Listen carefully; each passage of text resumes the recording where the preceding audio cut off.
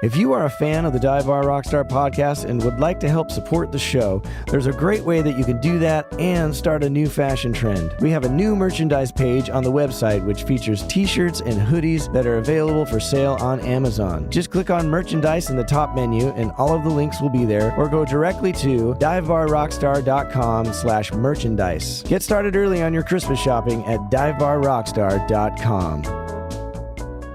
Do you finally have the time to learn some skills that you've always wanted to try out? How about playing the drums, making pottery, painting, or even podcasting? Check out Skillshare.com. They have over 25,000 online classes to choose from. With over 600,000 students and over 8,000 teachers, Skillshare is a trusted and affordable source of knowledge which can transform your life. Go to Skillshare.com and use promo code DiveBarRockstar for a free 1-month trial, or DiveBarRockstar30 for 30% off your first year membership. Skillshare.com.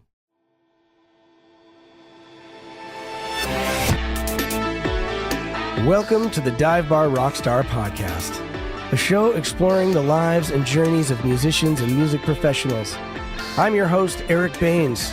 I play bass and sing with the iconic band Chicago, and I love talking about music. I hope these conversations will entertain you with some stories of what it's like in the world of music, as well as help you get where you want to be in the music industry. But above all, achieve your dreams. Greetings from Monterrey, Mexico. I'm down here with the band Chicago, and we're just wrapping up a 3-week tour, and it's been incredible. And especially Monterrey, I would highly suggest you visit this town. It's quite beautiful. It's in the mountainous area. It's not as high as Mexico City, but it is very beautiful. It's kind of got a Seattle kind of vibe, but very, very cool. And the fans have been incredible out here. So thank you to them who've been showing up to the shows, and thank you to Mexico for hosting us for the last 3 weeks. It's really, really been a cool tour and lots of appreciation, lots of Chicago fans down here. So thank you. I'm very grateful. It's been so much fun. And on June 6th, I wanted to let you know that I will be doing a solo gig at the Exit Inn in Nashville, Tennessee, opening up for the Freddie Jones Band, some friends of mine. And I've got a great band lined up, including an amazing guitar player that you'll probably all know if you show up. He's been on this podcast. You're very familiar, and I'm really excited about it. I'm also going to be playing some brand new music that I've been working very hard on for an upcoming solo album that I'm hoping to put out sometime soon. Hopefully by fall, I'm going to get it together. It's a lot of work. Everything's written. But now I've got to finish the production. I've got to sing everything. I've got to do all those things that it takes to put out an album. It's so much work that I always forget about in between albums. And then I decide, hey, it's time to do another. And I look at the calendar. I'm like, I don't know how I'm going to pull this off, but I'm going to, and it's going to be great. I might actually put out a single here soon, sometime maybe in the next month or two, but by summer. We have a really busy summer coming up too with Chicago, so it's going to be fun. I'm happy about that. I'm always happy to work and to be out there and seeing the fans and playing this amazing collection of music that we all grew up with. But anyways, in between there, I'm going to work on this record. So if you'd like to hear some ahead of time, a little more ahead of time, then come to the Exit Inn in Nashville, Tennessee on June 6th. Doors are at 7. It's going to be super fun, and I don't get to do a lot of solo things, so I'm really excited about it. So my guest today was born in Mexico City, which is pretty neat. We did this interview in Mexico City. Well, actually, we didn't. We did it the next day. The day after we were in Mexico City, truth be told. I think I say that in the interview. But anyways, and he's been requested by the fans, so I'm happy to bring him to you. He's the newest member of the band Chicago, and he came to LA at a young age and has had just an incredible career. He's a keyboard player and a singer. He's toured with people like Chuck Negron of Three Dog Night, Blood, Sweat, and Tears, Ellis Hall, Ricky Lee Jones, Bobby Kimball of Toto, Jack Mack and the Heart Attack, and so many more. And he's recorded with huge artists like Lady Gaga, Kelly Clarkson, Ed Sheeran, Luis Miguel, and so many more. It's just countless. And he's sung in some pretty huge movies as well, like Coco, Encanto, and the Flintstones. He sang the whole theme to the Flintstones movie, and The Emperor's New Groove. And he's just an amazing musician. He's a great hang. And he's a really cool guy. So please enjoy my conversation with Carlos Murguia. So I thought we would just start right off with the good stuff that everyone wants to hear. You're like the newest member of Chicago, and kind of only recently kind of official, I think. You're now on the website and you have your own wardrobe case, which is it's a big deal, right? It's a huge deal. I think that felt better than actually getting the gig. Yeah, it was getting sad watching you tote around a handbag, or like a, what do you call it? A garment bag. A garment bag. All my clothes were all wrinkled, and it was so bad that I got used to wearing the same thing over and over. And now I have a full wardrobe case, and I don't even use them. Oh my God, that's so funny. So what is your Chicago origin story? Like how did you get the call, and how did you show up? It's pretty amazing. Me and Ray used to do the Grammys, the Latin Grammys. We did them for 4 or 5 years, I guess. And Ray Islas. Ray Islas, correct. And I was the leader of the background vocal section. I wasn't even playing in there. And after that, the same band got booked to do a couple of pretty big artists down in Mexico City. And Ray came, and when I did that, then I was playing B3, Hammond B3, and singing. And so he noticed that I could play and sing. And that was that. And then I ran into him at the NAMM show, and he had already hit the gig. And I was like, oh, wow, man, that's fantastic, da, da, da, da, da. And I said, remember me, I play and sing. And he just laughed, and I just laughed, and that was the end of that. Well, fast forward 5 years or so, and I get an email from Lauren saying, hey, if you would like to sub for me, please let me know. Give me a call. And that was it. He didn't say anything else. So I had no idea who it was for. So, I kind of sat down and like, I don't want to sub for maybe some wedding band or something like that. I didn't. And so I didn't answer. Oh, funny. And then the next morning, I kind of saw it again. And I'm like, well, what if it's something interesting, So I sent them a message, and I said, hey, would you give me some details about it? And he said, yeah, I'll call you tomorrow. So he called me the next day, and he said, yeah, this is with Chicago. And I was like, wait, Chicago, the band? Yeah. I'm like, oh my God, let me think about it. Yes. It was a no-brainer because I was a big fan. Yeah. So that's then I sent I didn't even send anything. I just gave him my number, and the next thing you know, the manager called me, and he just told me, hey, this is the gig. And I even had to call Lauren back, and I said, so did I get the gig? And he said, yeah, you're good to go. I was like, wow, okay. And that was it. Yeah, that's awesome. And it was subbing for him, though. Right. Because he was out with The Who. But then later I got called to sub again for Neil, who was sick. Mm-hmm. And then I got called again to sub for Robert. Right. Who was sick in Vegas. Yeah. And then they just told me, we need you to stay here for the rest of the year. Yeah. And I was like, oh, okay. Yeah. And then that was last year. That was in 2023. And you're still here? And I'm still here. Crazy. Yeah. And you've got the high voice, so you can sub on a lot of these things if Neil goes down or something. I do. It's something that is just there, Yeah. I was brought up by a very musical family. Both my parents were musicians, and my mom sang, and so she made us all sing and open up, sing out like from your chest and that kind of stuff. Right. So I did, and then Chicago was my favorite band when I was a teenager. Yeah. So I started singing like Peter Cetera. That was my thing. Who would have Wow, known that 50 years later that was going to happen, right? That's insane. That is amazing. But yeah, and like that's kind of how it is too. It's like that was me too. Like I didn't audition or anything. Wally was like, "Can you do it? I got great recommendation. Can you do it?" Yeah, I guess I'm going to do it. You know, Amazing, man. If you show up and if you wouldn't have been good, or if I wouldn't have been good, I don't know what would have happened. Oh my God, I think about that all the time because they never auditioned me, nothing. And I actually showed up and he was like, "Nice to meet you," and then went on stage and played. Yeah, that's me too. What if I had sucked? or if I, I mean, anything could happen. I mean, luckily you were subbing and, most of those keyboards are on the track. So, I guess same with me, but it would be awkward. Yeah. Like you can kind of hide a keyboard player being missing, but a bass player being missing is a little trickier. Yeah, but I was playing like piano intros. That nobody else was playing. Yeah, I could have really, really sucked and and not learned the stuff correctly or something like that. Right. And what would have happened? Yeah.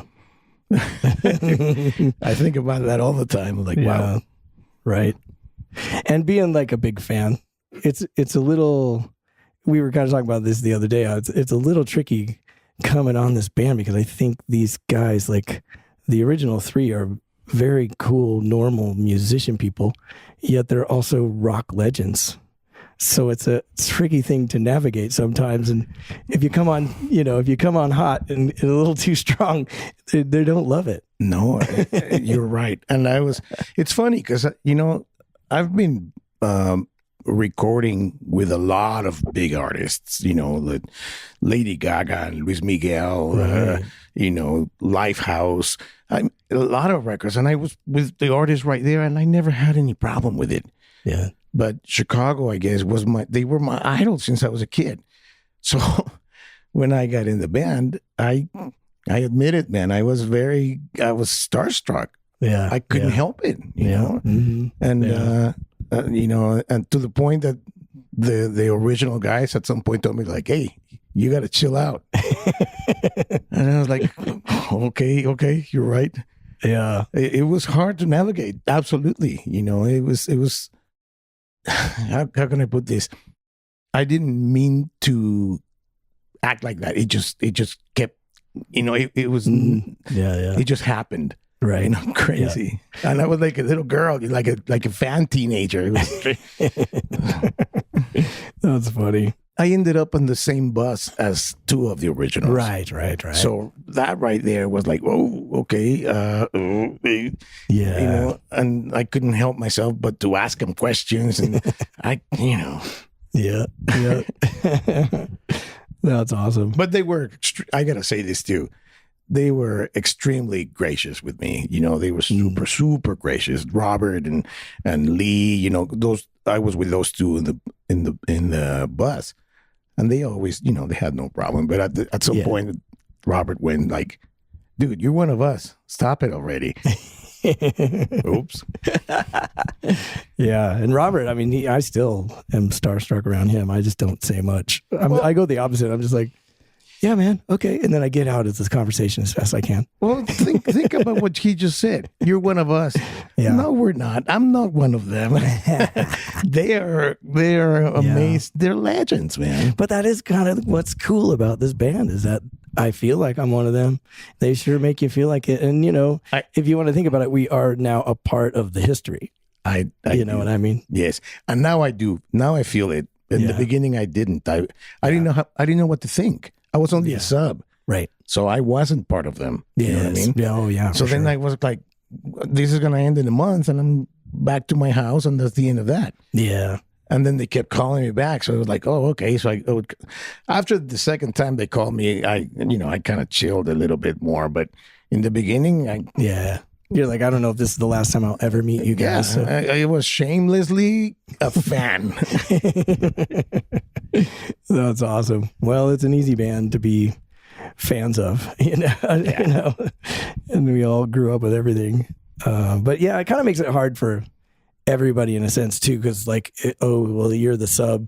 On our side too, it's just like, well, I don't know. Do we how close do we get? We might never see him again. You know what I mean? How many notes do you think about? You know, like, especially you do a lot of vocals, and it's like, sometimes I'll adjust, and other times I'm like, well, I don't want to change my part because you might not even be here next month, you know? So, yeah. So it's nice that now we're being able to be like, okay, you're here. Let's make all this work. And you're singing more songs now. And it's true. No, and I was told, like, just sing the high part. Yeah, right. Okay. Me too. But that's what he told me. So that's what he tells everybody. And then we got 4 guys singing the high part and nothing else. You know? You're right. We got 4 tenors up there. Yeah. Like those high parts are covered. Yeah. That is for sure. It's true. Yeah. Yeah. Well, that's awesome. Well, it's great to have you. Thank you. It's been great getting to know you, you know, and because we kind of go back, and we'll talk about that later. But the reason I wanted to, 2 reasons I wanted to have you on the podcast now. For one, you've been requested by some fans. Oh, cool. And for 2, we just came from Mexico City, which is my hometown, where you began as a human. Yes, where I was dropped. And so when did you come to the States? I was playing with my brother's band. I was 15 years old, and they had a horn band, which was why I started listening to Chicago. They had a horn band playing at the Camino Real Hotel where we stayed just last night. That's insane. That was their residency gig, and they were the dance band there. So later, their keyboard player left, and I was still in middle school, and wow. But I had taken piano lessons since I was 5, you know, classical, and so my older brother, he's 11 years older than me. He said, "Hey, you want to?" Because there's 2 brothers in the same band. Yeah. So he said, "You wanna join the band?" He's a guitar player, right? And I said, "Sure, I would love to." He's like, "Okay, well, you got to learn these songs." And I go, "No, but I want to play guitar." And he slapped me, in the back of the head, and he's like, "No, I'm the guitar player, you dummy. You got to play keyboards." So I learned this. I learned their show, and I had no idea that they had an audition with the talent booking director of Disneyland. I had I was only 15. They didn't tell me anything. And so the guy came. We were playing this club in downtown Mexico City, and he saw the band and booked it on the spot. And brought us to the U.S., to Disneyland. First Disney World, and then Disneyland. And I was there for 3 years at the Tomorrowland Terrace. Wow. Playing Hammond B3 and singing with them. And then went back to Mexico for a couple of years, and I didn't like it anymore. I said, no way, I got to get back to the U.S. So I formed my own band in 82, and I brought it to the U.S. again, back to Disneyland. I called the same guy. And I said, "Hey, I have this new band. Would you like to come and see it?" So he came down to Acapulco. He saw where we were playing at the Princess Hotel. He saw the band, and he booked it on the spot and brought us to the U.S., back to Disneyland, fixed all our work visas and everything, got everything squared away. And a 3-month contract became 8.5 years. Wow. Yeah. Wow. And that band is Luis Miguel's rhythm section. Wow. Today. Like still to this day. Yeah. Wow. After 31 years. Jeez. Yeah. And were you doing like salsa stuff, or were you just doing covers or rock stuff? No. We were playing top 40. Oh, yeah. We were playing, Toto 4 and Hall & Oates and Michael Jackson and all that stuff. Journey. Right. Yeah. That's cool. what we played. A bunch of Mexicans playing American top 40. And Disney thought, perfect. Yeah. And we lasted 8 years. Wow. That's amazing. Yeah. It was That's crazy. pretty awesome. Yeah. I worked at Disneyland for I think 9 months. Uh-huh. And that was all I could take. I think, it's almost like joining the army. It is. But, we didn't know any better, though. Yeah. And it was it's a good steady gig. It was a union gig. Yeah. We were spending money in the stupidest things ever. We didn't care. Yeah. And now that I look back, we were making a lot of money for a bunch of 23-year-olds. Yeah. A lot of money that we just burnt. Nothing. You know, we had nothing to look for after, after 8 years. We were still with no money because we spent it all because we made so much. It was crazy, but it was a great gig actually.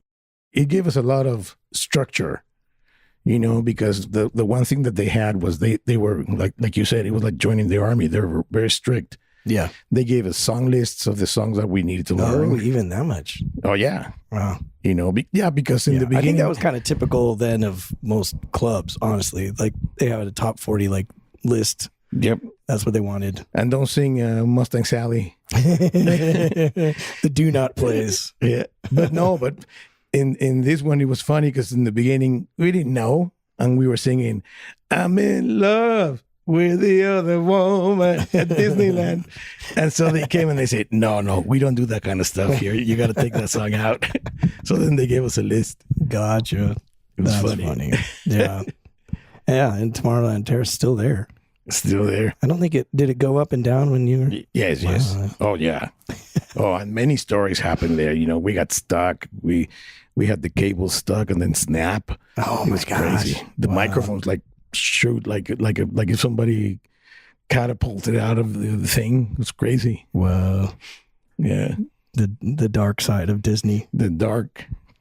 And then so you were in LA and after that ended, were you in Anaheim at that time or did you live in LA or? I lived in Anaheim. Yeah. I was 5 minutes away because we were there 8 years. Yeah. Right. But after that, we got fired because we got too much into girls. Another thing you don't want to do at Disney. That's right. So, we were chasing girls like crazy. So they got rid of us after 8 years. Yeah. And so then I moved to Orlando. Played another year at Disney World. Got you. With another band. And then came back to LA. Somebody told me Orlando was going to be like the new Hollywood. So I went over there and it wasn't. No. There was nothing there.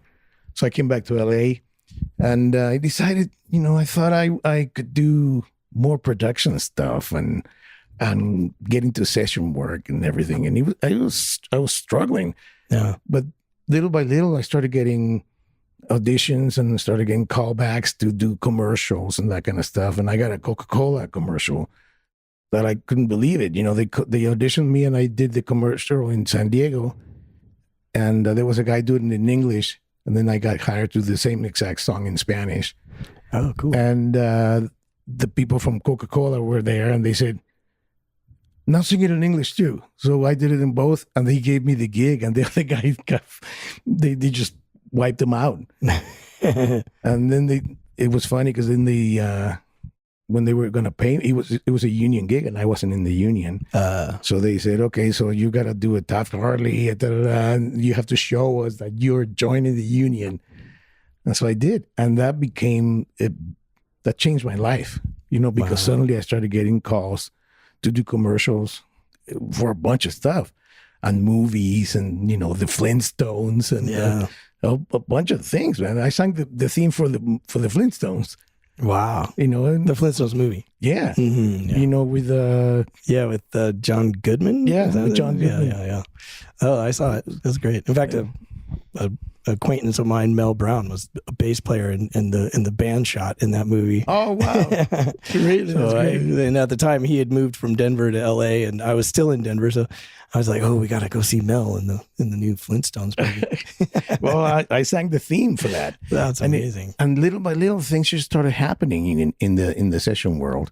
So the guys in my band, the Disney band, they got the gig with Luis Miguel. And I was doing so much studio work that I just stayed doing the studio thing. It was way better because I didn't have to go anywhere, Yeah. And little by little, it was just records and it was mostly singing or mostly singing. Wow, yes. yeah. So there's like residuals involved with that too, right? Absolutely. Like way better than instrumental stuff. I still get residuals from the Flintstones, and that was 30 years ago. Yeah. It's crazy. So that's good. I mean, that's worth staying home for. Oh, absolutely. Well, yeah, but I get a check for 48 cents. Yeah. But I mean, back then, they start out big. They Yeah. get small eventually. But No, absolutely. And I still get residuals from a lot of work. Wow. Every 3 months, there it is. yeah, And, it's like Christmas every 3 months because you never know. And it's pretty much still good. yeah, Yeah. that's pretty awesome. So I should do more session work, is what you're saying. You should. As a singer, not a bass player. It's funny. It's a different rate for the singing. It's a different union and it's a different rate. I was part of the musicians union, and nothing. I didn't get anything with that on that side. But then I started singing, and suddenly I started making all these union sessions, and I became part of SAG and AFTRA. Right. And the residuals from that are like completely different. Yeah. Huge. Yeah. So, and then, you do a movie or stuff like that, The Emperor's New Groove. Like, it's crazy. I wasn't even used to it. When the first check I got was like crazy. I'm like, what is this? Do I have to give it back? It was nuts. Yeah. So yeah, being a singer really pays off. Yeah. If you're a union singer. Right. Right. Yeah. And like full circle, you're one of the big voices in Encanto and Coco, Encanto. Coco's like one of my favorite. It's just so good. I can't even. I know. Coco It's hard to watch now. I have a kid too. It makes it a lot worse. Yeah, it's crazy. It was so good. So did that feel pretty cool? Like you started out at Disneyland and now, you're a voice in a movie. Well, it's funny because the first Disney movie I did was The Emperor's New Groove, and that was like 25 years ago, right? Mm-hmm. And they actually gave me the lead. And I was like, oh my God, this is fantastic. And then I went in to sing it and I was late.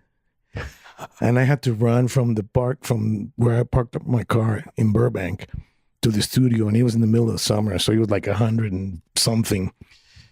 And I walked in the studio and it was like 50 degrees in the studio. So they said, did you learn the song? And yeah, I'm ready.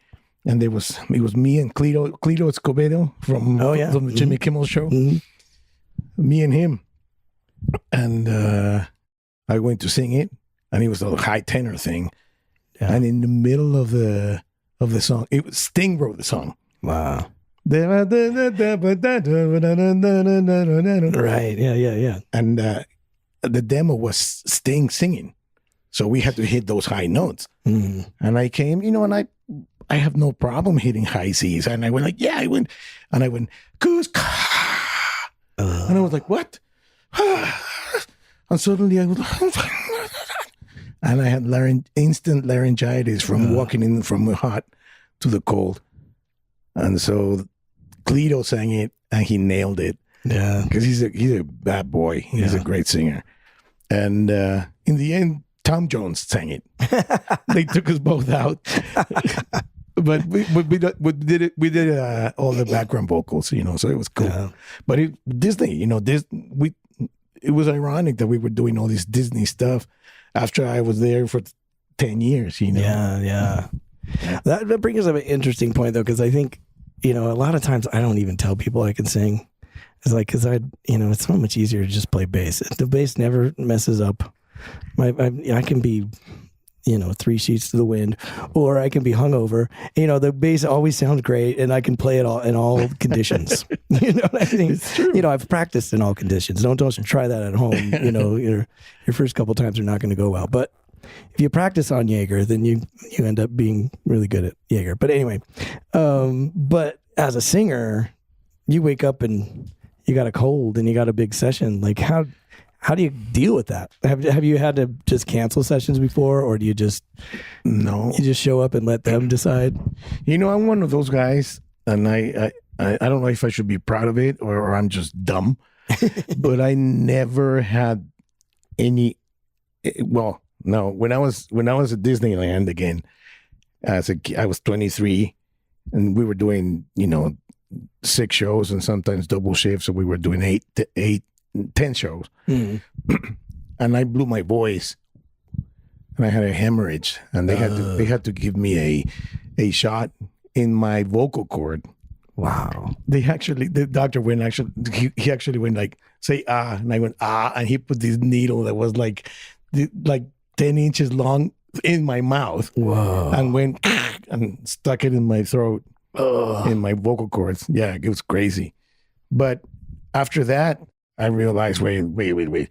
I had a couple lessons with I forget his name, Seth something. Oh yeah. The big famous rock guy. Yeah, with the big guy. Yeah. Disney hooked me up like with Bon him. Jovi. And Steve Perry and Michael Jackson and all that. With him. Nice. I had a couple of sessions of lessons with him, just a couple. But he taught me. He just went like, "No, do this." I'm like, "Oh, okay." After that, I never had a problem with my voice, and I'm one of those that, in the middle of, or in the middle between shows, I would have cold beers or smoke cigarettes or anything. Nothing. No, that's knock on wood. It's for some reason it's like that. I'm not one of those guys that takes care of themselves like some other guys, like, oh my God, you don't. Yeah. No. Yeah. So it works. Yeah. That's cool. Yeah. Yeah. I think I used to be that way, but I was also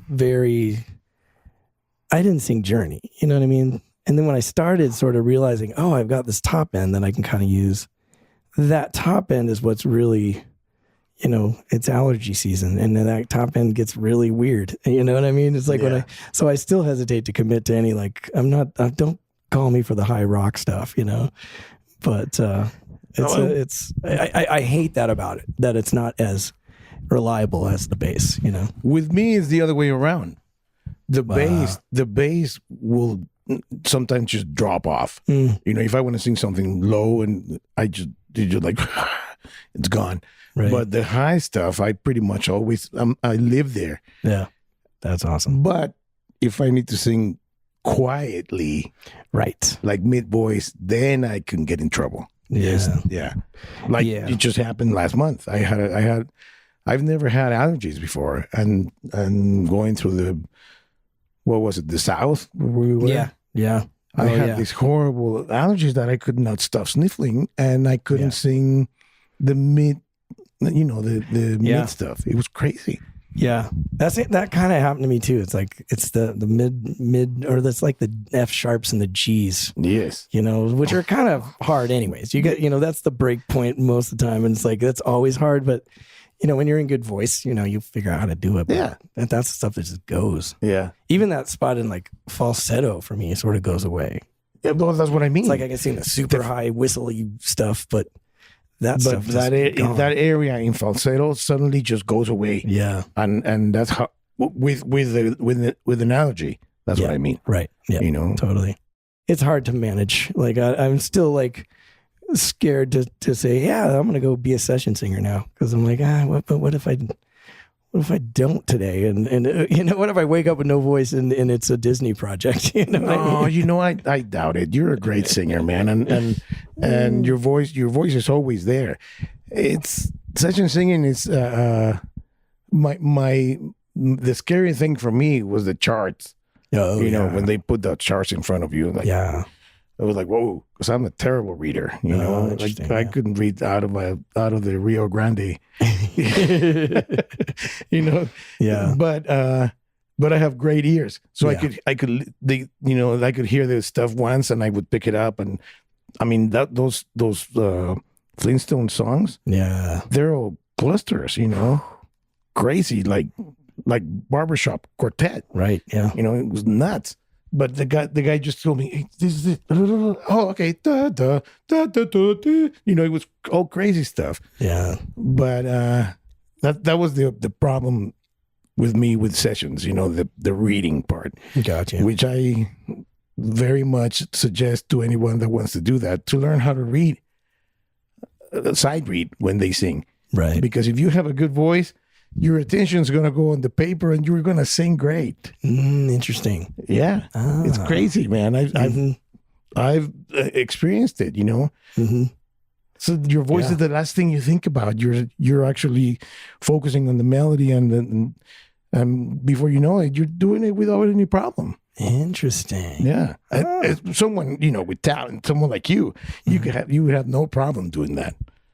Oh, that's interesting. Yeah, I've never been called a sight read a session on voice. Obviously on bass a lot, and it's the same kind of thing in a way. I guess like I always used to hate reading because it's like I'm not really making music. I'm just trying to get the notes right. Exactly. And you obviously, if you're going to be doing this on a high level, you got to sound like you're making music while you're getting the notes right. Mm-hmm. But at the same time, it's like a different part of my brain. I'm not being creative. Exactly. I'm just nailing the notes. And that's an interesting thing that you would, like in the same sense, you wouldn't be thinking about your voice. You're just thinking about the page. Exactly. You're trying to nail the part. Mm. And it's funny, man. They would show me a chart and I would like, oh my God, what is this? And it turns out like twinkle, twinkle, little star, there's nothing to it, right? Right. But once they play it, it's like, oh, that's it? Right. Oh, okay. Yeah. And then I would sing it with no problem. Mm-hmm. But that's what happens in the session world, to me anyway. I never get nervous doing a session, never, because your voice is always there. Oh, that's cool. You can sing, man. You can sing it all, and it's not like you're gonna miss the note on your bass or on the piano. In your voice, you're gonna hit that note. Right. Because you're not. There's no instrument in between your brain and the exactly. sound. It's just you. Yeah. It's crazy. Oh, that's interesting. Yeah. Wow. Cool. Yeah, it's very cool. You're teaching me stuff, man. I'm a rock star. So if you are a fan of the podcast, you know that I talk often about education. I truly believe that knowledge is power, and learning has the power to transform your life. When I first started my podcast, I had no idea what I was doing. So I took an online course to learn the ins and outs of podcast production and how to build my website. So I want to tell you about this great site called Skillshare. Skillshare has over 25,000 creative classes to choose from. You can learn about things like photography, marketing, graphic design, illustration, animation, as well as podcasting and web design. You can also, though, take music classes like voice lessons, guitar lessons, piano lessons, bass lessons, music theory, songwriting, and music production. You can learn about all that stuff. With over 600,000 students and more than 8,000 teachers, Skillshare is a trusted source of knowledge on almost any creative subject that you want to learn about. Go to www.skillshare.com to start learning today. And if you use the promo code DiveBarRockstar, you can get a free 1-month trial. But we also have another amazing offer for you. If you use promo code DiveBarRockstar30, that's DiveBarRockstar30, you will get 30% off your first year annual membership. 30% off. That's huge. And it will really help out the podcast. If you're interested in taking a different career path, improving your existing skills, or just want to explore a subject that you've always dreamed about doing, check out Skillshare.com and start learning today. Skillshare.com, promo code DiveBarRockstar for a free 1-month trial, and DiveBarRockstar30 for 30% off your first year annual membership. I'd like to take a second and thank you for listening to the Dive Bar Rockstar podcast. Getting the word out is a vital part of what it takes to keep this show on the road, and the easiest way to help is to subscribe wherever you listen, and if you have an extra minute or two, please leave a review. You can also follow our page on Facebook, which is the Dive Bar Rockstar Podcast, or follow me on Instagram at Dive Bar Rockstar. Okay, enough begging. I hope you're having a great time, and once again, thank you for listening. So let's talk about your record, Wake Up. Oh, you know about that. I've heard. Somebody said you had a record. No, yeah. Yeah, I have a record. I killed a couple. No, never mind. I'm just kidding. No, I've listened to it many times now, and it's kind of unbelievable. It's really, really awesome. Thank you. And it's amazing because you can really hear the Chicago influence. Yes. Lots of horns and all kinds of stuff. Then the background vocals and all that stuff. Yeah. And the funky grooves, you can hear like different eras and prelude to Don't Ask Me Why. Like that's such a Chicago thing. Yes. Yes. I used to love that record. They did that in a couple of records in Chicago 2 and in Chicago 3. And 7 too, actually. Oh, they did? Prelude to Air. Oh, Prelude to Air. Yeah. You're right. Yeah. And so I always loved that, man. Every time I heard it, I was like, what a brilliant idea to just play a little intro with horns and then come with the song. And so super cool. Yeah. And so I had to do that in that song because I really like the song. Don't ask me why. It's a really cool song. To me, anyway, It's an amazing song. Oh, thank you. And your singing is just unbelievable. Thank you, bro.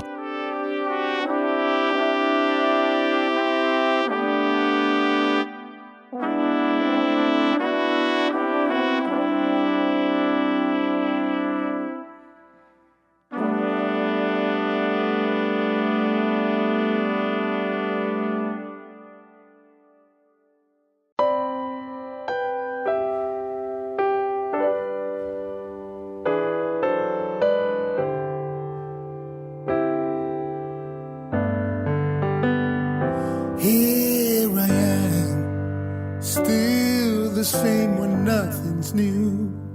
It's been a while, trying hard to make it through.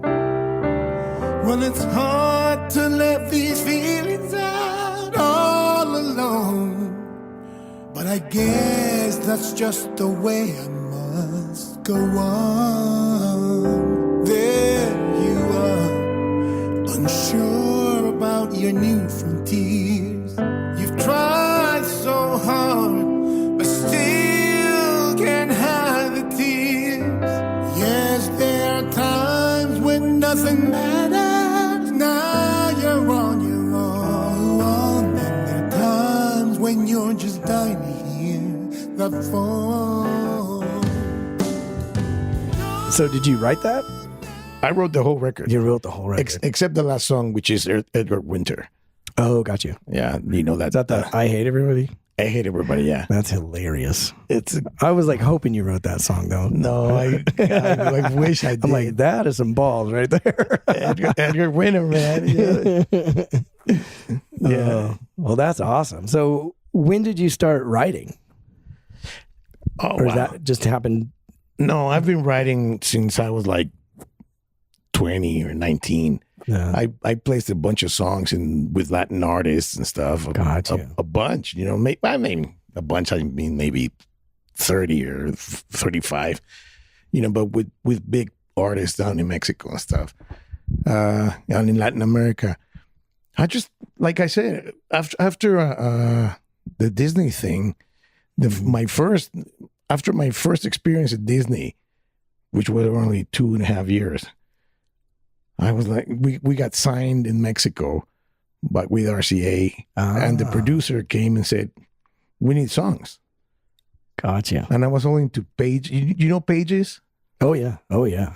I was only into Pages, and he brought me. Check this out. He brought me a cassette from the board of the recording of Page's first record, because they were with RCA, and he was the RCA guy. So he brought me a cassette up from the board of their session, man. And I was like, oh my God, this is wonderful. What is this? And he said, this is what I want to do. I want you to write stuff like that. Wow. And my brother, my brother was 10 years older, and he was a great songwriter. And my other brother was 11 years older. And they said, you can do that. So I wrote a couple songs, just, that was a kid, man. I was maybe 19. Mm-hmm. And they made the record. Three of them made the record. And so after that, I got a taste of royalties and stuff. And I said, I got to start doing this more often. Right. So I started doing it more and more. And one day I heard one of my songs on the radio by someone else. And he was like, oh my God, this is great. So I started writing. And I did that for a long time, but never really amounted much with it in terms of making a living from songwriting. Right. It's hard. Yeah. And then sadly, my brother was saying that he was going to make a record, and he passed. He had cancer and he died, and his record never finished. And when that happened, I said, "Oh no, that's not going to happen to me. I gotta do a record because I got over 200 songs. Wow, along my career, right? Mm-hmm. It sounds like a lot, but it's really not that much, right? In 50 years, Mm-hmm. So I decided I was gonna make a record. So I just picked up what I thought were the best for a 10 song record, mm-hmm. and I recorded him. And I was doing that thing with Ray Islas for the Grammys, mm-hmm. and Vinny was playing there. Mm. And so I asked him, "Hey man, would you play on my record?" And he was like, "Absolutely, I would love to." Wow. I couldn't believe it. Oh my gosh. I couldn't believe it. Wow. So I hooked up a studio and I got together. I asked the guy to I play the parts like a pattern sort of drums. Mm-hmm. And then I had a guy write it for me, write the map of the song. Oh. And then came with Vinny, and I said, "So this is the song. Wow. Do what you want." Mm-hmm. And he played the heck out of it. The whole record? Yeah, he played 7 songs. Oh my gosh. Yeah. That is the drag about no liner notes. I would be more prepared if I could. Yeah. But I didn't realize it was Vinny. Holy cow. It's Vinny. That's pretty amazing. And there's 2 songs with JP from Earth, Wind & Fire. Oh, wow. Yeah. Well, that's cool. Yeah, no, that record's good because of them, I think. I mean, and the production is phenomenal. Did you produce it as well? I produced the whole thing from Did you mix zero. it? Hmm? Did you mix it and everything? No. I had this guy, Gustavo Borner, part of the same thing with Ray Islas with the Grammys thing. He was one of the engineers there. This is the guy that, he mixes all the big movies right now, of the superheroes and all that shit. He has a studio in LA called Igloo Music, and he mixes all these Oscar-winning movies. Wow. And I've known him forever too. And I asked him one day, I said, "Hey, so I have a record, and I would love to mix it, but I don't have a lot of money." He goes, "If you don't let me mix it for free, I won't do it." What? And he mixed it for free for me, and it's amazing. Gosh. Oh, it sounds incredible. Yeah, it's so good. Yeah, he did. He really. He mixed it, and then my son. Can I get his number? Of course. Oh, he's amazing. He's amazing. I mean, that's like so time consuming. That's such a gift. Yes. Oh man. And my son Chris mastered it. You met my son Chris in Nashville. Yeah. Mm-hmm. He mastered it. So, it kind of came about. It was a labor of love, man, and it worked. Wow. James Hara? I've heard of him. I've never met him. He's played with Madonna and with Huey Lewis. He's a badass player. Yeah. Incredible player. The same, I call him, "Hey, would you play my record?" Of course. Everybody was like that. Wow. I couldn't believe it, man. He was wonderful. Wow. And you did all the horn arrangements and everything. I wrote everything. I mean, it's not that I'm not shocked. I'm just, it's like it's incredible.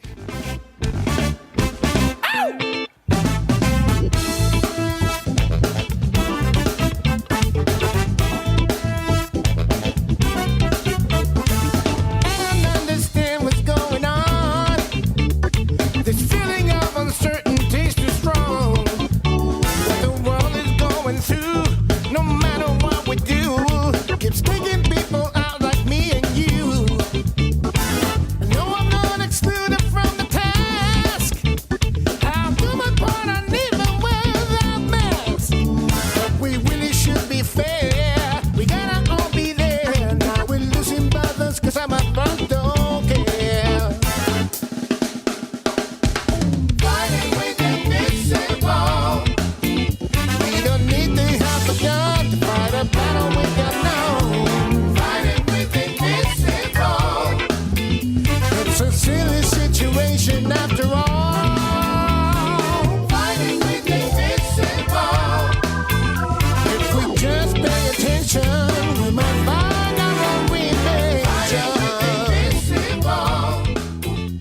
You know, the string arrangement in one of the songs, I don't know if you got to it. Yeah, Mama. The song Mama. I tried to get through it. It's a pretty gut wrenching. Like it's amazing. No, I did get through it, but well, you know, it's a beautiful, beautiful, beautiful song. Thank you. My mom was 100 years old. Wow. And was still with us. And I figured, you know, why am I going to write a song after she dies? I'm going to write a song for her when she's still here and give it to her. Yeah. So I did. And so I wrote the string arrangement and I recorded it with MIDI, right? Mm-hmm. This is great. You're going to love this. I recorded it with MIDI. All, you know, it was just a string quartet. Mm-hmm. And I have a friend, he's a bass player in Mexico. His name is Ivan Barrera. And he's a bass player. But he started as a violinist. Mm. And then he learned viola, and then he learned cello, and then he learned double bass. And so I thought, hey man, you think you could play maybe a couple of tracks on top of each of this MIDI track? Yeah. And he's like, of course. Well, let me hear it. And he heard it. He goes, oh, I love it. I'll do it. And here I thought he was going to send me just 2 tracks, right? He sent me 48 tracks. Oh my gosh. He tripled and quadrupled the whole thing. That's why it sounds so huge. Yeah. And I was like, oh my God, man. And That's amazing. I said, so how much do I owe you? He says, nothing, man. It's an honor to be on this record. Jeez. I was like, wow. Oh, what? And it was just, everybody helped That's me. so cool. It was beautiful. Yeah. Wow.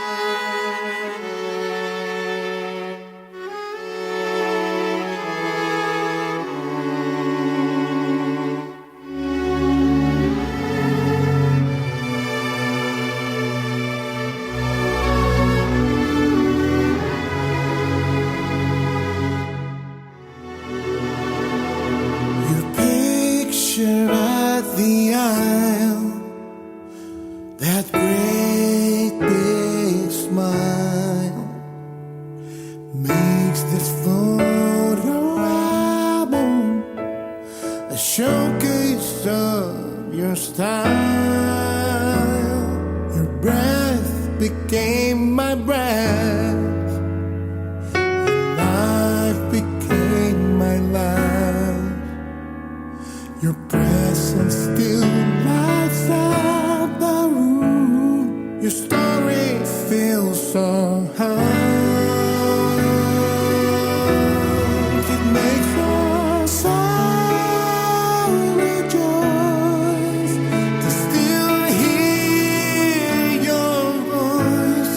You know you've done it right, and I love you so. Oh, I love you so, Mama.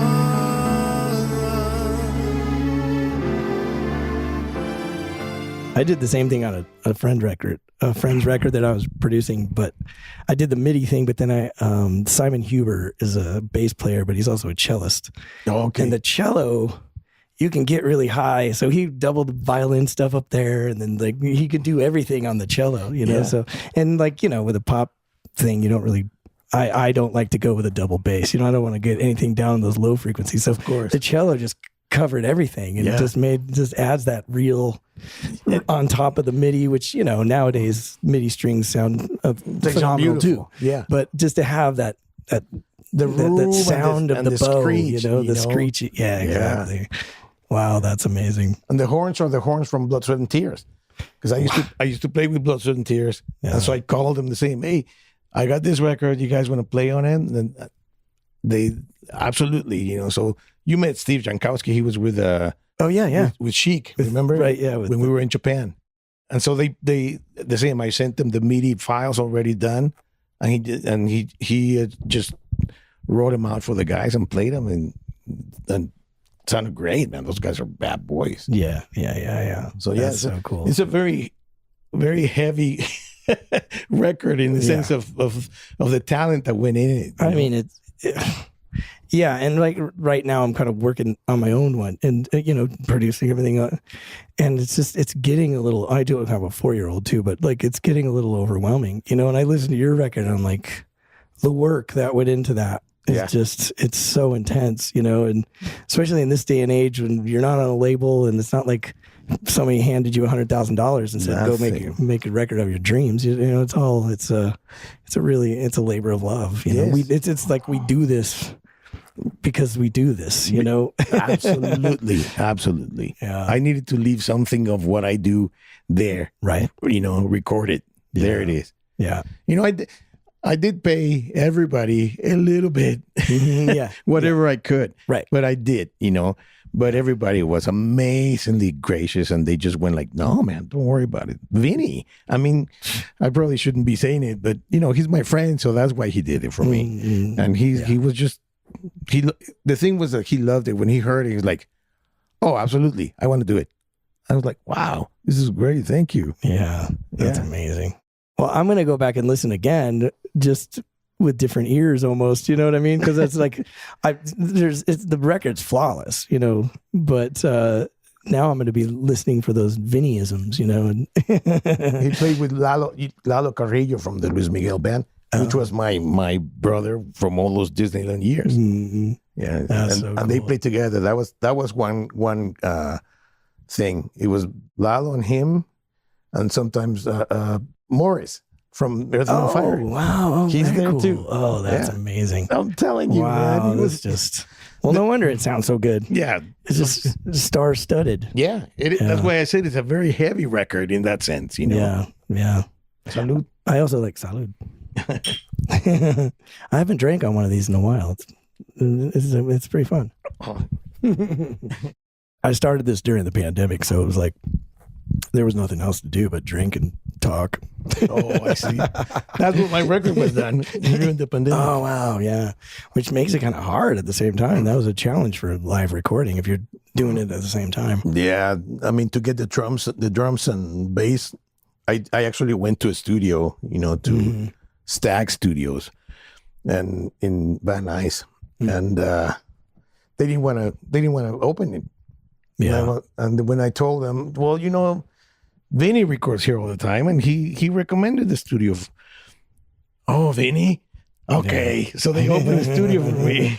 Wow. That's amazing. Yeah. Talk about meant to be. Yeah, it was definitely meant to be. Everything just fell on, you know, in its place. Yeah. It was amazing. And you already have the songs too, it sounds like. I did. Like, so that's like I told you, I kind of bulk of the work already kind of taken care of too. I picked the songs out and, you know, decided this is, you know, I had like 20 songs, and then from there I did selections, and those were the ones. Wow, that's cool. Yeah. Well, it's an excellent record.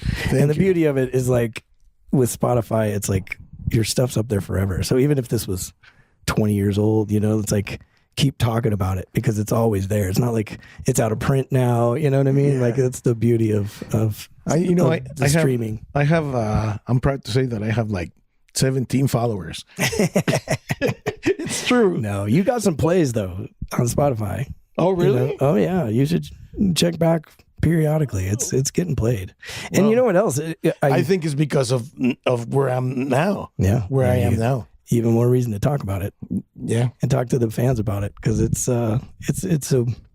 unbelievable. It's an unbelievable record. So thank you, man. It means the world to me to hear that. Really. Well, I mean, it's just me. I don't know. I know, but you're a bad boy. But that kind of music, you know, it's not made that much anymore. No. You know?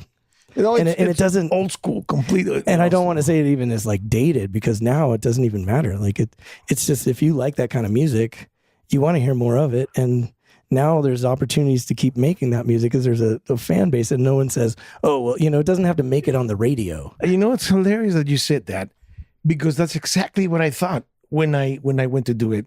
I said, so what kind of record am I going to do? Mm-hmm. And then I thought, well, it's going to be soul R&B. Yeah, with a little bit of rock, you know, and I figured, but then I thought that's so dated, and then I thought, but everything is dated, or everything is new. Yeah, no, right now there's nothing. So I said, no, you know, I'm just gonna make a record that I like. Screw it, and that was that. It's literally what I'm in the middle of doing too. It's like I describe it too as like this time I'm just giving myself permission to do whatever my brain wants to do. And it's going to be an amazing record, I'm telling you, because you have good taste and you're a great musician, so you're going to come up with something great. And if you put your love into it, then people are going to love it. You know? Right. You're not trying to make it for anyone but you, and that's what they want to hear. That's what I think. I think that's what the Beatles did, for example. They did what they thought it was cool. Yeah. And they had the benefit of that stuff was never done before, so they couldn't really do wrong in a certain way. Exactly. You know what I mean? They were just being themselves, and it just happened to fit in this time, in this place, in history. You know, then.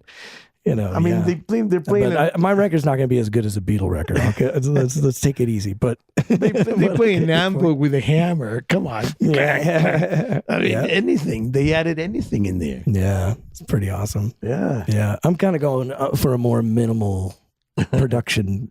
You know, I'm like, for me, it's going to be the first record for me that's like, I'm usually like, oh, turn the vocals down. You know, and I probably overproduce things because I like guitar parts and synth parts and all that stuff. This time I'm like, there's going to be maybe one keyboard, a guitar part, and some programmed drums, and it's going to be vocals. You know what I mean? Gotcha. Yeah, so, I did all the background vocals. They're all me. Gotcha. Yeah, all of them. Yeah. So that's why there's a good blend, you know. Yeah. Because I blended with myself. Yeah, some people hate that and some people love it. I kind of love it. I like it. Yeah, it's like a uniform kind of thing, you know. Yeah. And then so anyways, awesome. Speaking of writing, I was thinking about, you told me this Diane Warren story one time. Oh my gosh. And and like part of it was disappointing, and the other part of it just thought, man, she's such a badass. You know, like, I mean, it was bummer. Well, if you don't mind telling that story, speaking of songwriting, and she's like a hero of mine, and she was a hero for me too, and she still is. I think, you know, I got a call from someone that referred me to her, and they said, you know Diane Warren? And I said, of course. And she says, well, she's right here. Here, talk to her. And they handed me the phone. Wow. And she says, like, so I hear you. She says, I hear you're a badass singer. And I said, well, thank you so much. She says, can you sing something for me over the phone? I'm like, you're kidding, right? She goes, no, anything. So I did whatever, you know. I did some riff and like, oh my God, you sing your ass off. Come over tomorrow. I want to see you. Oh, okay. Wow. So I went over there. She was making some demos for Enrique Iglesias. And so she needed to have a little bit of accent in the vocals, and they actually pushed on the accent. They wanted that accent. Gotcha. And so I went in. She showed me the song, and I sang it, and she loved it. And she said, "Well, you know, I have this other singer that I want to send him songs." And so she started hiring me, and for about maybe 3 weeks. She called me every other day. Wow. And I did maybe 12 songs. It was crazy. Yeah. It was just singing demos, right? Because she churns them out. Like, she's notorious for just being by herself in her room for 14 hours a day, just kicking out songs. Well, she just pulled them out of a box, man. I mean, it was crazy. She just had songs. And not only that, they were great songs, every single one. Yeah. So by the third week... She's horrible. Screw her. Yes. Well, by the third week, I was all comfortable, you know. So I come over and I sang a song. And right before I left, I had written a song in my ears and in my eyes was for Celine Dion. I mean, I wrote it for her. And it was a really good song too. And so I figured she just wrote that. And I figured she knows how to get it to her. So I asked her manager, who was right there on the couch. I said, "Hey, I want to ask you something. I wrote this song for Celine Dion, and I was wondering if you could give me some advice of how to get it to her." That's all I said. How to get it to her. Right. And she turns and she goes, and Diane Warren was sitting right there in front. She didn't say a word. She just looked. And the manager goes, "Bummer, Carlos. we really liked you, but you just now became the competition. Oh man. So I guess this is it. And I was like, no, never mind. You know, I'll find it myself. She was like, no, you're the competition now. How could you be the competition to Diane Warren? It's amazing. You know, and that was it. And I got fired. Wow. I couldn't believe it, man. I was like, what, really? That's how protective she is of her stuff. But I mean, it's like, on the one hand, you're like, wow, that's so hardcore and awful. On the other hand, you're like, oh, that's how she's done it. Exactly. You know what I mean? Because she's first call for everybody. You know what? Yes. I used to write with a girl who was signed to Warner Chappell. And, you know, so our songs were getting right to the publishing company. But even then, it was like, Cher's got a new record coming out. But first, they have to reject all the Diane Warren songs before it ever comes down to somebody. Yes. You know, like, she's got first crack at everything. Yeah. I had, and at the time, I had a huge publishing deal with Sony, but it expired. You know, and it was done. So I didn't want to go back to Sony and ask them. This song was not with Sony, so I didn't want to give it to them. Right. That's why I asked. Not only that, Sony didn't place the songs for me like I wanted them. You know, I wanted them to place them with big, huge artists. Yeah. Yeah. And I had the songs to do it, man. I really did. I mean, this might sound cocky, but there were some great songs in there, you know. Mm-hmm. And she was sitting right there on the couch. She heard the whole thing and didn't say one word. Nothing. Well, that's what a manager's for, to do the dirty work. And I was like, oh, man. And she just kind of looked away, and that was it. And I left, and I go, bye, Diane. Bye, Carlos. Never again. Wow. Yeah, crazy, man. Yeah. But you're right. That's how she's gotten that far. Yeah. Yeah. You know, she doesn't let anybody in. Yeah. No. And it's another example of like how hard it is. Like and to some extent, it doesn't matter how great your writing is, because there's just such a political. I don't even like that term, but there's you're going to get a hit song from her. Absolutely. Or I mean, whatever, like 30 other writers, there's all these guys that are just proven. So if you don't have that hit song, and if you didn't get one by like 1987, then it's hard. But I did have, I'm sorry, I don't mean to brag, but I brag, did have that's what we're here for. I did have some hits. I had a number one in Mexico City and in Latin America. Mm-hmm. With this band called Camila.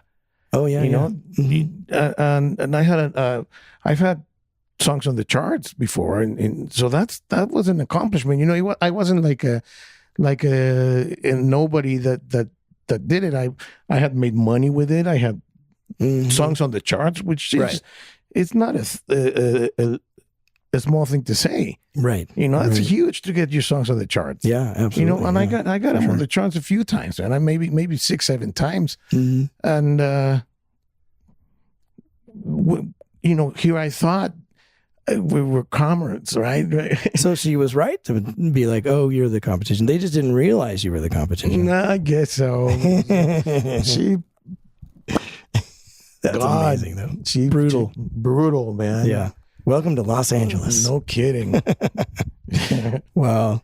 Well, that kind of is another, I don't even, how do I put this? But speaking Spanish, coming from Mexico City, it puts you, there's a whole other thing that happens in LA that like a guy like me can't really get into. But, maybe as a bass player or whatever, but like there's so much work with Latin America, South America, all that Spanish stuff that you have such exposure to, and has that been like 50% of your work, or is that, do you get more work doing that, or is that? I should say that was like 90% of my work, because I kind of like found a niche. And they started hiring me to do commercials in Spanish. Like I told you, the Coca-Cola one. They heard me. They asked me to do it in English just to check it out, and I do sing in English. So they gave it to me, and I nailed it, and they loved it. But what I'm trying to say is, after that, I just started doing more and more Latin commercials and Latin stuff. That's why they called me for the Emperor's New Groove, which is Peruvian, and then Coco, which is what is this? Frankie Lyman, you know that? Frankie Lyman? Yeah. Why do Well, he was Puerto Rican, New Yorican. Well, they did a movie about him and about that song, and they called me to dub his vocal. That's cool. And I had to sing that song and everything, and I, they liked my accent because it gave it that Latin thing. Yeah. So I found this niche, which was perfect for me, man, because I didn't take work from anyone. It was just me. It was right there, always doing vocal arrangements in Spanish, with Luis Miguel, with Cristian Castro, with Emanuele, all these Mexican singers. And it was, they kept calling me back. Unfortunately, the session work itself, both in English and Spanish, it kind of vanished. It disappeared because of computers and Pro Tools and all that. Bedroom studios. Yeah. And so that kind of fizzled out. But I got to enjoy still, like during the 90s, part of that session world where we would actually do studio hopping. We finish one commercial, then run to another studio and do another commercial, and then run to another studio, do a record. I did that for many years, and that's cool. I bought my house in LA doing that. Now it's not so much.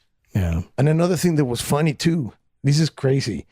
In Spanish, since I'm from Mexico City has a very neutral accent. A very neutral accent.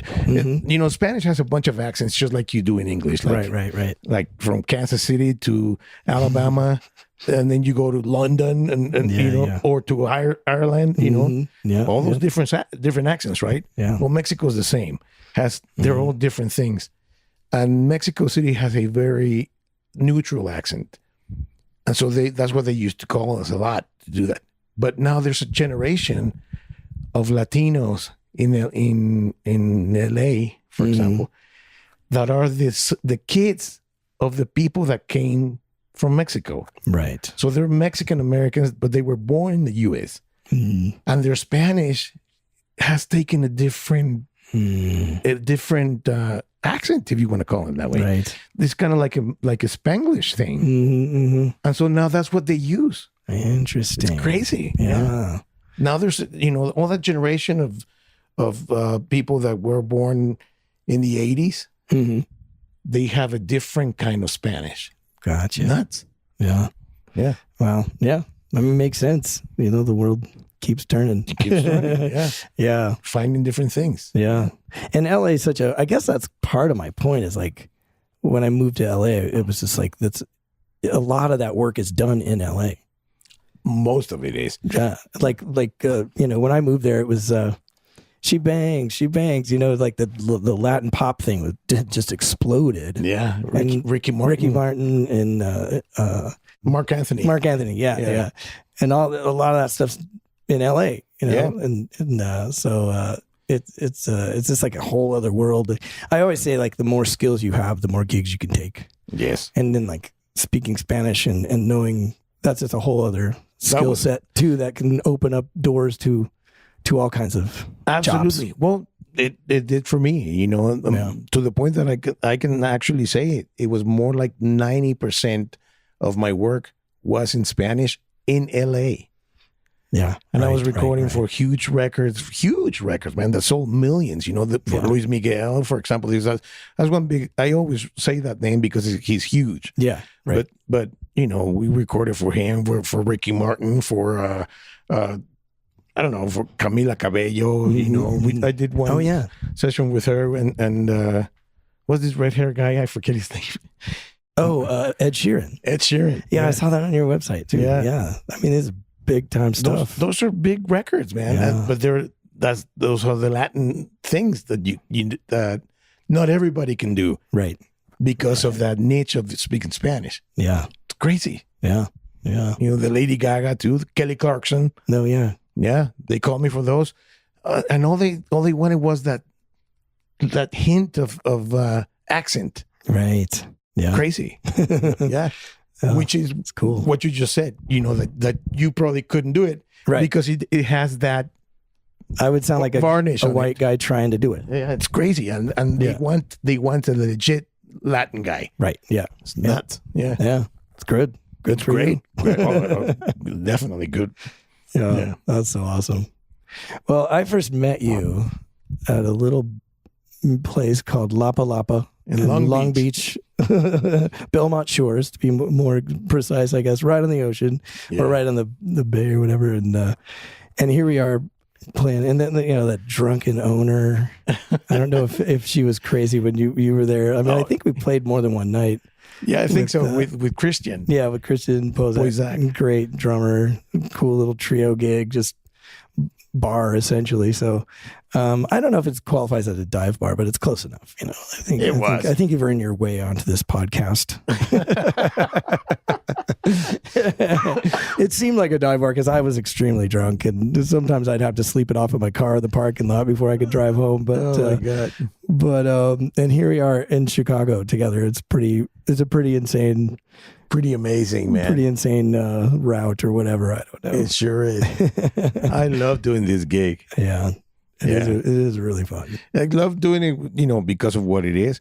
But with you guys, you know, it's just the whole thing is so much fun. Yeah. You know, the whole vibe is fun. Yeah. You know, so it's cool. Yeah. I've Well, been in some other situations where it hasn't been this cool. Oh, man. Ooh. Yeah. It's scary even to get to talk about it. So, you know, Yeah, and it's almost impossible to have a situation like that. When you get to it's total luck, and like most gigs are not this cool. uh-huh. Don't you think? No, Yeah. absolutely. So when to be here is such a privilege, you know, because everyone's cool and it runs like a tight ship, and like Yes. all the things that I like. Like, I don't like sound checking. We never do that. You know, what we do is exactly what I like. I want to go, eat some food, get dressed, do the show, go home. You know what I mean? That's Just go it. out and explode and give everything you got for 2.5 hours, and then go to sleep. No, and not to mention that every night it's the sold out I know. night. I know. It's amazing, It man. blows my mind, and it seems to be getting better. I think Yeah. we're doing something right because, you know, it seems to be, it's still kicking ass. It's I have insane. not seen, ever since I've been working with you guys, whether I was subbing or I have not seen one night that had a little bit of empty seats or anything like that. Never. It's Yeah. always packed. Right. Crazy, man. Yeah. And people loving it. Yeah. I know. It's a joy. It is. Yeah. Well, thank you so much for Well, coming to my room here. Thank And you. where are we? We're in Torreon. Torreón, Coahuila. We were in Mexico City. That was lovely. By was- the way. That's my hometown. Yeah. And then what a great little neighborhood there. Yeah, Polanco. Yeah. So cool. Yeah, Mexico City. I one thing I didn't expect though. I didn't know what to expect, but when we did the concert, and you know that was a 22,000 people arena. Yeah. Yeah. I mean that's a lot of people. yeah. And half of them were your family. that's right. Thank goodness that you came from there. No wonder it was such a good show. No, but the crowd was amazing, man. It was incredible. Yeah. I didn't expect it to be that loving, you know. Yeah. It was great. Yeah. Yeah. All the crowds have been great, but that one was large. Because it was Which, so you know, big. it's the 7th biggest city in the world on a Friday night. So Yeah. if it wasn't, we'd worry. You Yes. know. Well, thank But it you, was Eric. great. Thank you so much for having me. This has been really a lot of fun. Oh, absolutely. And thank you. This is exactly what I love this podcast to be. Fantastic. So anyway, well, thanks, man. Thank you. Well, that was just awesome. Just to give you a little more context, we had just flown in And we spent most of the day at the airport. Things got delayed. And then we got there and there was not really dinner. So everyone went to dinner. So we were pretty exhausted by the time that happened. So if you noticed that we were forgetting a lot of names, then that would be the explanation. But it's still great. And I will fill you in now on a few things.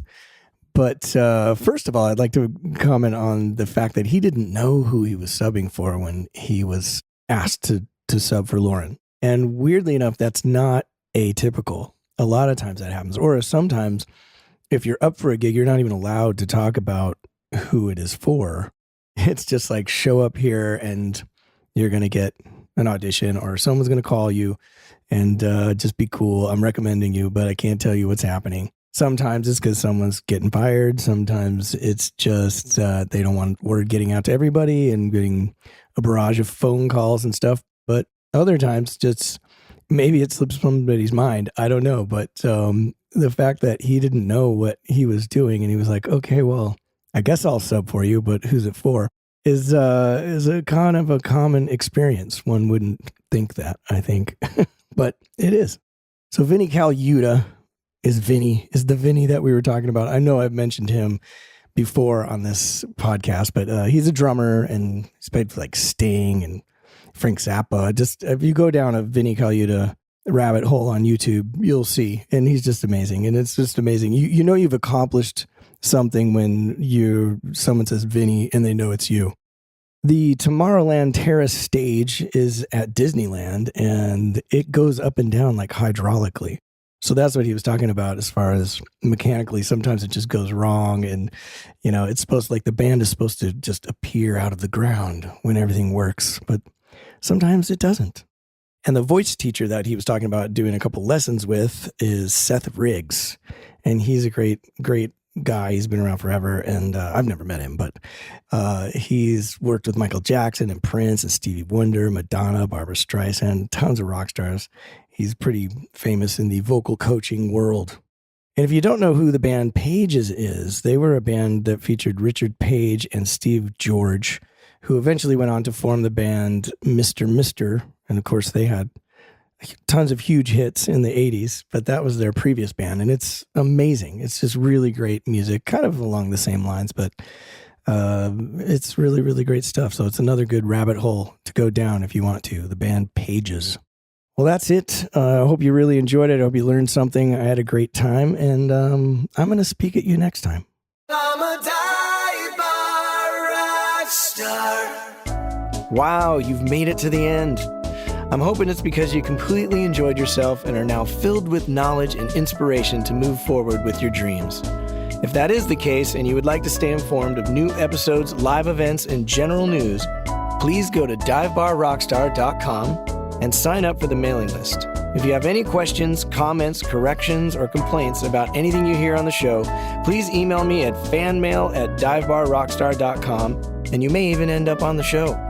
We at the Dive Bar Rockstar podcast, with all of our hearts, thank you for listening, and remember, it's all about dreams.